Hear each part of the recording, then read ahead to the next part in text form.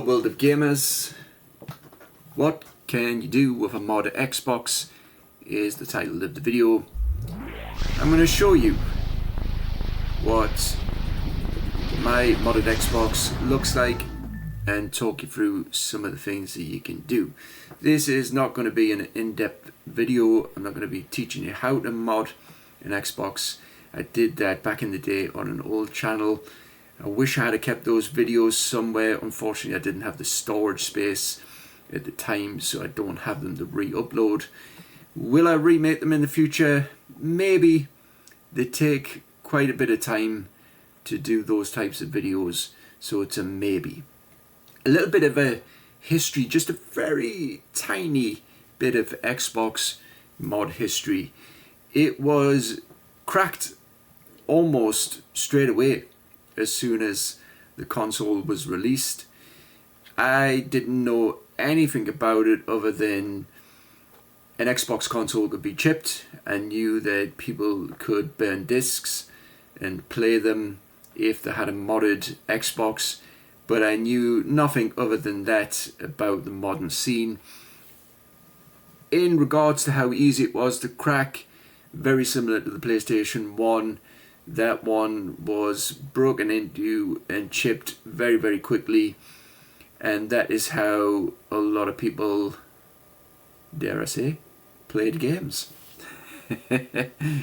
Where there's a will, there's a way. Fast forward years later, 2015-ish, 16-ish, I started to play Xbox games again. I started collecting for the original Xbox, one of my favorite consoles of all time. Already told you that, I'm not going to go into that again. Then, I don't remember why. I do actually. So I do remember why I got into modding them myself. That is because I bought one that was modded. It had been modded to allow emulators to run retro games, and then I started looking into how you could do that and found out that in some cases it was pretty straightforward. If you soft mod, it's quite easy to do. However, hard drive compatibility is not fantastic. You can hard mod. You can put in a chip which requires soldering wires. I tried that once and I fried the motherboard of an Xbox because really you need to practice soldering before you start to play around in that manner. You can TSOP flash, which in some cases is a little bit easier because you just have to solder certain points on the motherboard. I was able to do that. I've done that 2 times, I think. Some of the TSOPs are easy. Some of them require you soldering some wires, which makes it a little bit more difficult. So I decided not to do that. I didn't want to fry another one.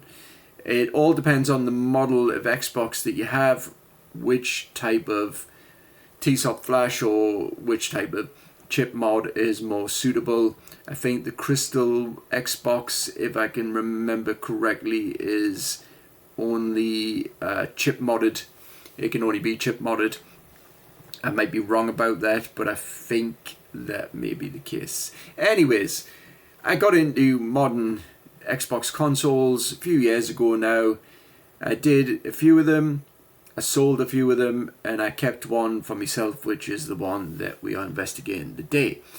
And the main reason was just to fill it up with retro games and play retro games. But there's a lot more that you can actually do. One of the things that you are looking at right now is custom skin. There's quite a few of them. I will show you some of them. I'll show you where they are. You can add them to the console if you do a soft mod or a hard mod. I have a hard mod disc. The first consoles I did were soft mods. Then when I found out that you got a better hard drive compatibility by doing a hard mod, I did some hard mods. So I have a hard mod disc which I can use. And I have the soft mod set up still if I decide to do any more of them. So the custom skins, with this one you can see that it tells you various bits of information. It will tell you what's on the different partitions.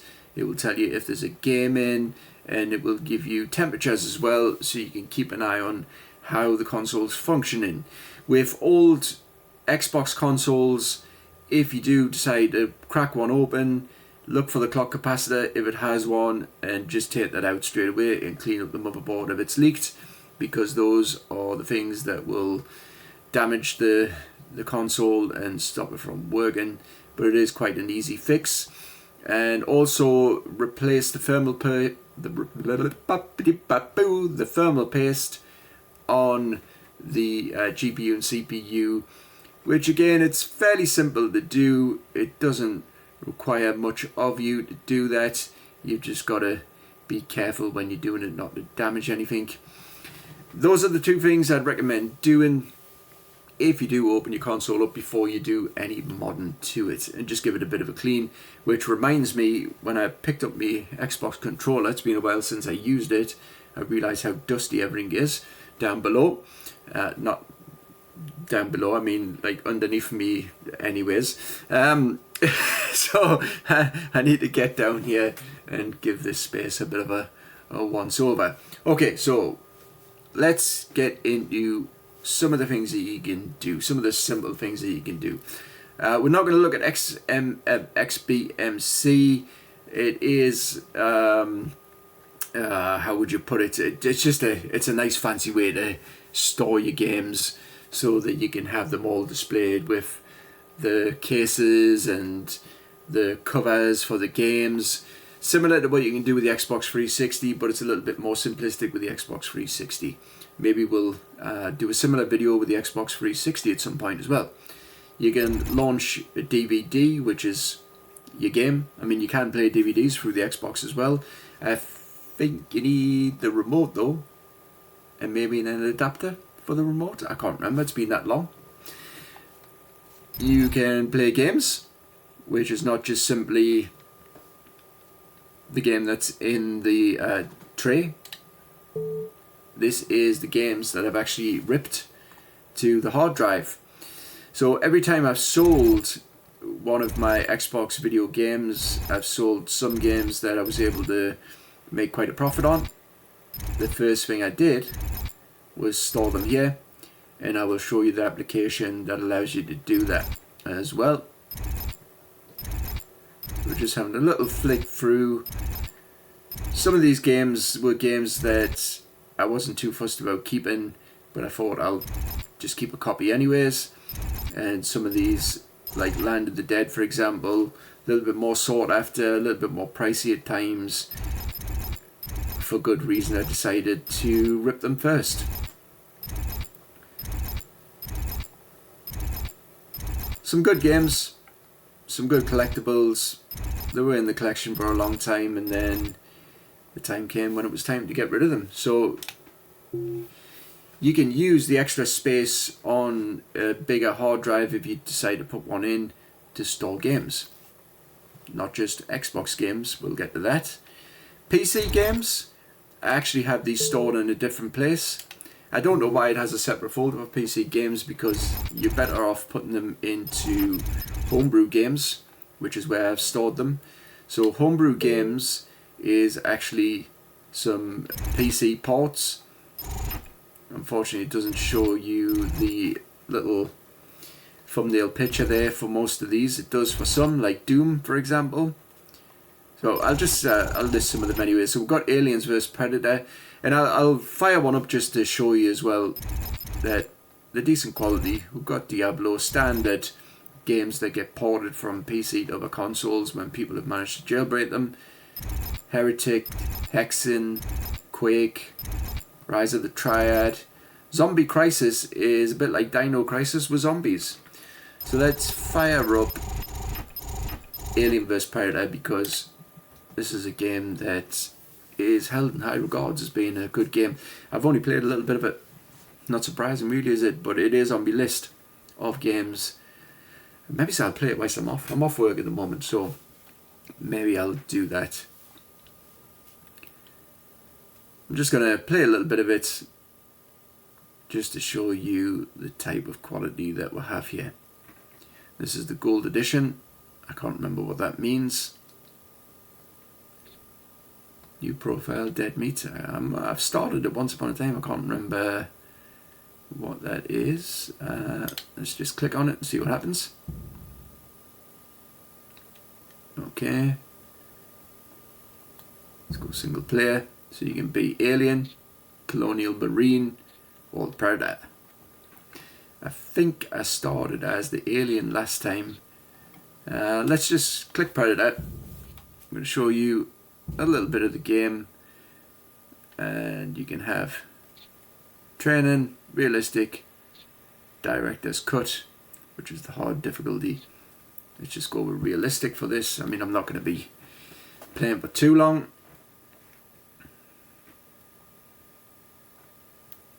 Press any key to continue, and there we go. PC on the Xbox, pretty sharp.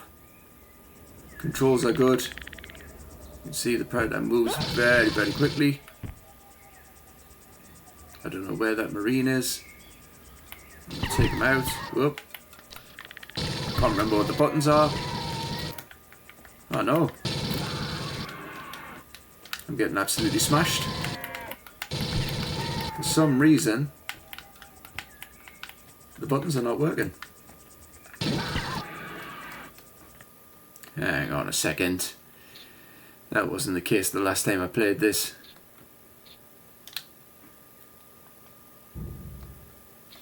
Ah, that may be why.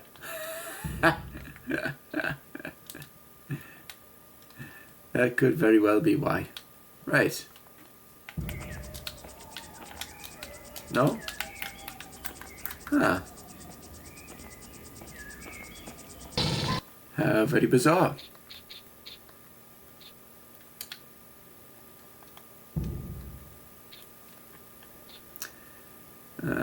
Well, I mean, this wasn't the intention, and I might just turn off before I get to... Anyways, yes. So, for some reason, the controls are not working, but I can assure you that they do work, because I've played the game before with the alien. So anyways, let's come out of that. I'm just going to see if I can click out the way that you can on other games. I don't think you can. No. I can exit out of here. Yes, I'm sure.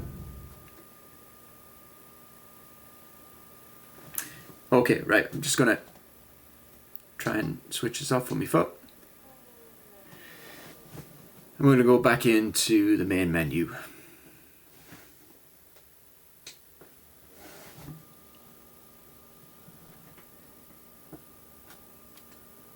Here we go. You can see the custom BIOS loading up.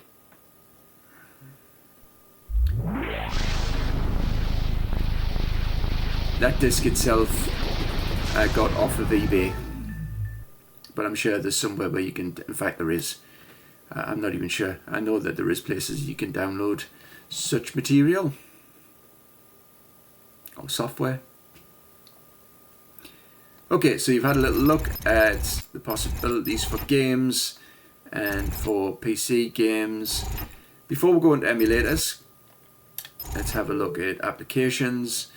You've got a few things here which will help you with your modding and storing your EEPROM. And the only thing we're really going to look at here is the DVD to Xbox. This is the tool that you can use to rip from discs and store them on the hard drive.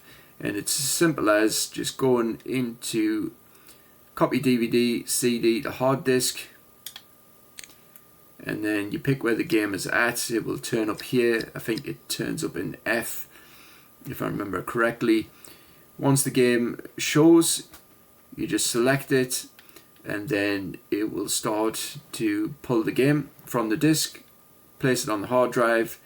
Occasionally, games do get stuck in an endless loop, and you will usually be able to figure out when that has happened. If it is taking far too much time to take the disk and place it on the hard drive, I recommend that you just start the process again, maybe give the disk a little wipe and then put it back in. So exiting from here, back to the dashboard. We will take a look at emulation next. The main reason that I got into modding the Xbox. In emulation, there is quite a bit you can put on here. I haven't got everything. I have messed around with various different things like Tory Jaguar, for example, and did I try to do Neo Geo? I might have tried to do Neo Geo and the Virtual Boy. Those things don't run very well. I would recommend you just stick to, we'll leave that one to last, stick to the games or the systems or the emulators that I have here. So we've got PC Engine, Sega Mega Drive, Nintendo, Sega Master System and Game Gear together, and the Super Nintendo, and the Game Boy, which is Game Boy and Advanced, and I think Game Boy Color. You can put all in the same emulator there. We'll just take a little look at one, and then I'm going to move to Hypervision 6, which is arcade, which to me is one of the main reasons you should put emulators on the original Xbox, because this setup is fantastic. And again, it was a CD, a DVD, a CD or DVD, it was a disc that I got off of eBay already made up so that I didn't have to do anything myself. A lazy way to do it. All I had to do was pop in the disc and then FTP all of the information over to the Xbox to be able to play some fantastic arcade games. Okay, we'll have a little look at Sega Mega Drive first.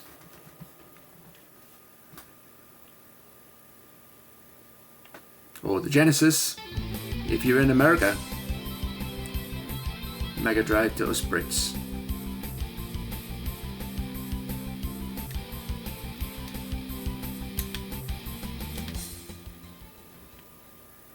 There we go. Quite loud. Yeah, that's banging in my ears. Okay.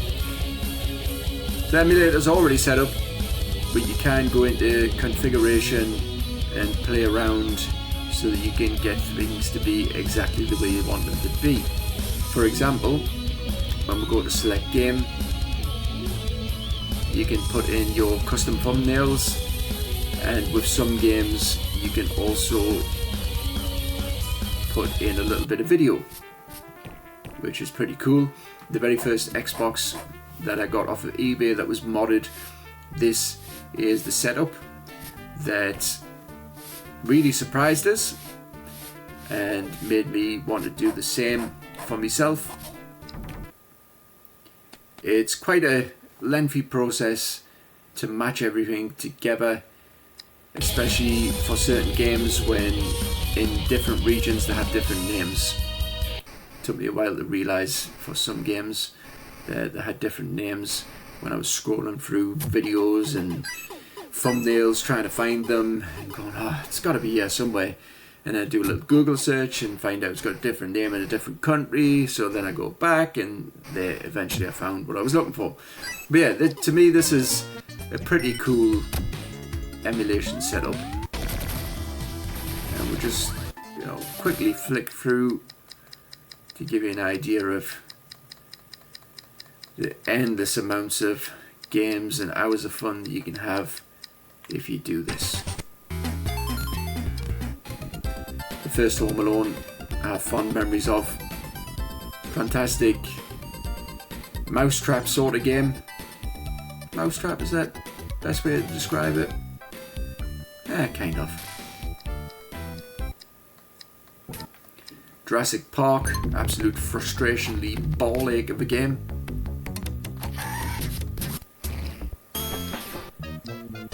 Tons and tons and tons.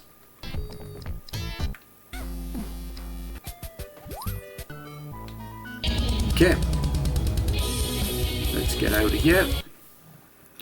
And then we are going to take a look at some arcade games through Hypervision 6.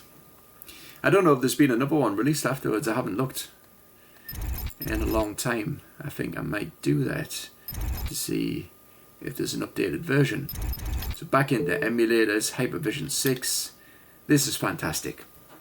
This will not let you down if you want to play some arcade quality games on your original Xbox. Starting right at the top of a classic, RoboCop. And this one is all set up. If you can find the place where you can get this online, it is already set up. You don't need to do anything. Everything that you see here has already been conveniently packaged, ready for you to play.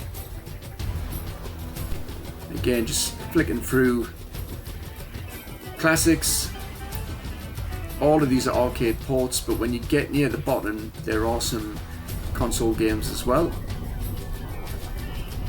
which shows you actually the possibilities for emulation on this console.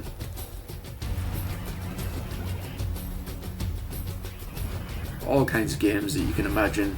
Fighters, shmups, platformers, proper old school, early 80s arcade games. Some games I played, some games I've never played, never heard of. Some games I only played on consoles, like Shadow Warriors for example. I played that on the C64. I played a lot of games on the C64 that I had no idea were arcade games, not until I got older. I thought I was playing the very best versions. Simpsons, fond memories of this one, playing it in the arcades. Absolute blast of a beat 'em up. Sly Spy Secret Agent, another one I played on the C64. So many good games. So here we go. Obviously I've just showed the Sega Mega Drive emulator, so you can play the games there, and you can also play some of them here. Sonic 1 and 2, Space Harrier, arcade version of course, and the old school Space Invaders. As we go towards the bottom, there's a few more, some arcade, some console games. Star Wars here, lots of Street Fighter,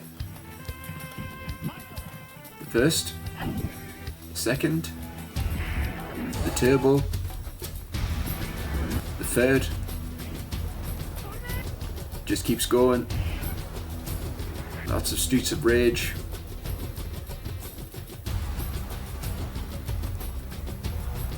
Oh no, actually I tell a lie. So Streets of Rage 2 here on the Mega Drive emulator, I have lots of different versions of Streets of Rage, lots of hacked versions. Super Contra.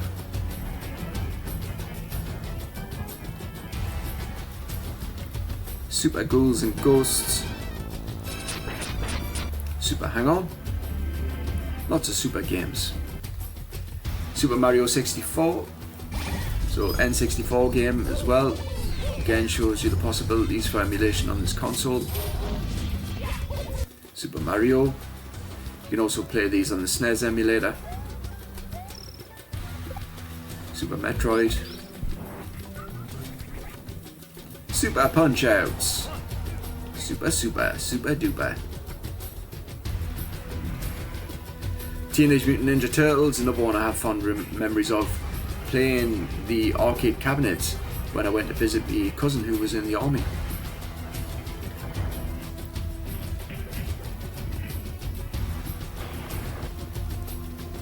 Lots of good fighting games. And it just goes on and on and on. There's just, again, hours of fun to be had here with some absolutely fantastic games. I'll pull a couple more out before we move on. Wrestling, WWF Superstars for all you wrestling fans out there. I had the Game Boy version. Xenophobe is a game that I've really wanted to enjoy, but it's so chaotic.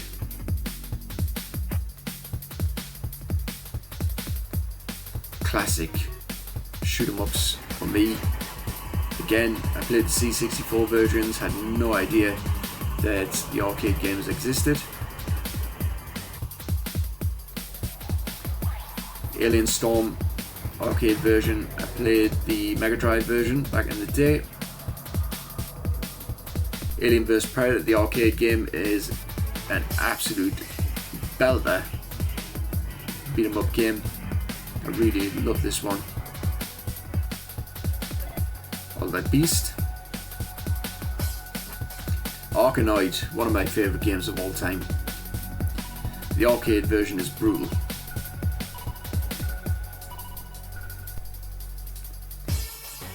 Okay, last one.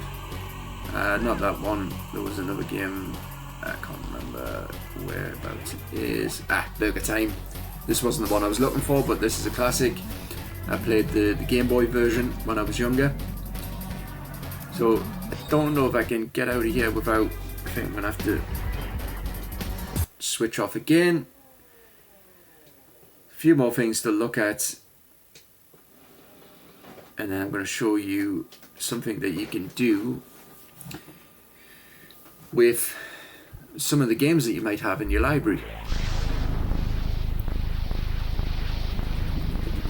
It's been a while since I've done a big ass video.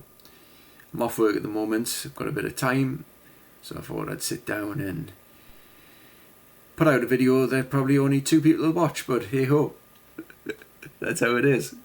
I'm not doing this for the YouTube fame or the money. I'm doing it just because I like sitting in a room by myself talking to myself. Right, so let's have a little look-see and go to game management.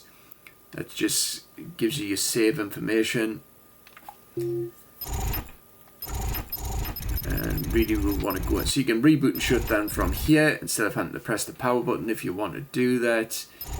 And if we go into Xbox admin, so this is where you can change your dashboards, clear your cache, you can go into system, file explorer, which I'm going to come back to, and actually is it in skins? It might be skins. So you can tray control, you can close and open the DVD drive from there. Dashboards, so yeah, so I can switch dashboards from here, and I can also change custom skins in system. Let's go back out actually. So Xbox admin, dashboard, so you can change your dashboard there. Clear your cache. If we go into system and then go to skins, we can change the color of the skin and change how it appears. Let's just change one for an example. There we go. It's as simple as that. And then if you want to, you can also change. Oh, wrong one. Now I'm all confused. Change the dashboard back to, I think this is the original one, the original Xbox. It is. There you go.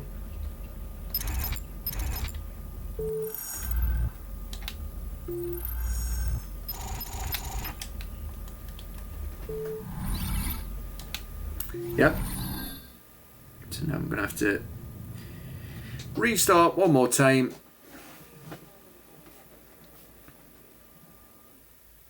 Hopefully one more time. I will show one more thing and then we'll call it a day. I think this has been going on for a little while now.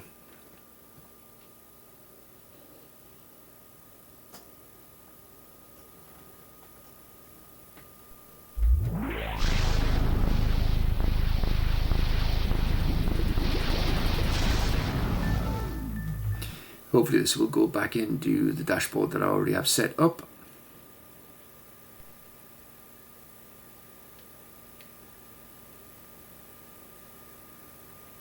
And there we are. Okay.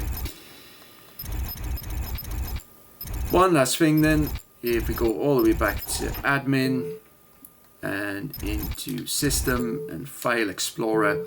So some games have hidden content. unlockables. For some reason my drive won't close properly. I may have to do one more reset. Oh, bear with us. Okay. So let's go back to settings. No, not there.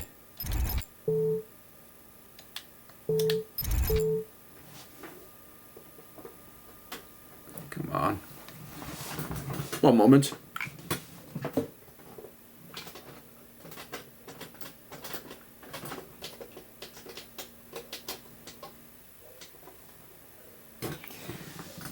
Okay. There appears to be a bit of an issue with my disk tray.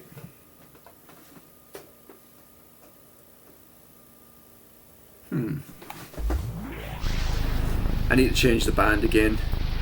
That's one of the things that is worth doing if you do crack it open. Change the little rubber band, because one of the big issues that the original Xbox has is with the tray opening and closing. Oh, so that's not what we want. Okay.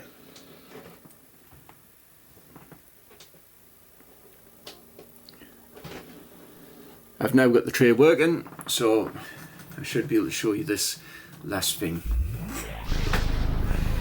Okay, so some games, like the game I'm going to show you, for example, Panzer Dragoon Order, have hidden content, unlockable content on the disc, and if you have a modded Xbox, you can unlock that content without having to do anything in the game. We'll just wait for the disc to be recognized. Down at the bottom there, optical unit check-in. In a moment, there we go, it says that the game has been recognized. So what you need to do is scroll down to Xbox admin or settings, it depends on which dashboard you have, into system, File Explorer, find File Explorer. D is where the disk is right now. And then if you scroll down, it will look slightly different depending on the game and the content that you're looking for. But you're looking for an execution file. And I know that it is in alphabetical order, looking at P. There we go. So the unlockable content on the disc for Panzer Dragoon Order is Panzer Dragoon, the very first game, which was released on the Sega Saturn. So if you find the pd1.xbe, which is the executable file, and then click A, it loads straight into Panzer Dragoon without you having to unlock the content in the game. Just to show you that it is the full game, I will load it up, get it started. There we go, Panzer Dragoon, running on the original Xbox. How cool is that?